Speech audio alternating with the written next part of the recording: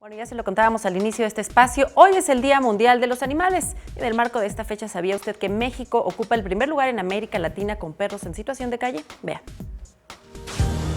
En México, el 70% de los perros se encuentra en condición de calle, lo cual lo ubica como el primer lugar en América Latina con caninos en tal condición.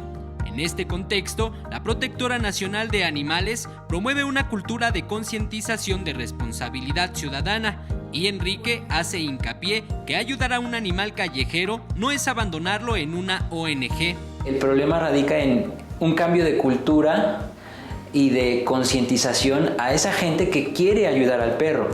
¿Por qué? Porque ayudar no es agarrarlo y pasarle el problema a alguien más, es agarrarlo de la calle, esterilizarlo, vacunarlo, desparasitarlo y darlo, a lo mejor, si no puedo tenerlo, darlo en adopción a una persona responsable. Actualmente Enrique forma parte del equipo. Ha cuidado de 110 gatitos y 600 perros en adopción. Son animales que han llegado a su hospital en pésimas condiciones, maltratados, heridos, moribundos. Uno de los casos es el de Dastán. Fue abandonado con una herida en el 80% de su abdomen de 10 meses de edad. Los veterinarios de la protectora lo curaron y ahora está listo para adopción. La labor que hacemos en Protectora Nacional de Animales la encasillamos en esos cuatro libertades básicas que debe de existir en un ser vivo. Libre de sed y de hambre, se les da de comer, se les da agua. Libres de incomodidades, se le genera un espacio cómodo en donde pueda estar y que no esté a la intemperie, no pasa frío, no pasa estrés, ¿sale? Libre de enfermedades.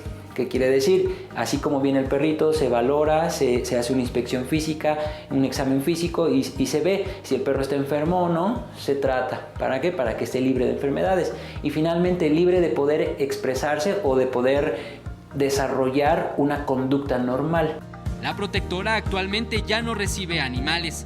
Para obtener recursos de apoyo, cuenta con un hospital a precios económicos, un comedor, el área de adopciones en la que se pide un donativo de 1,000 pesos y próximamente tendrá la estética canina.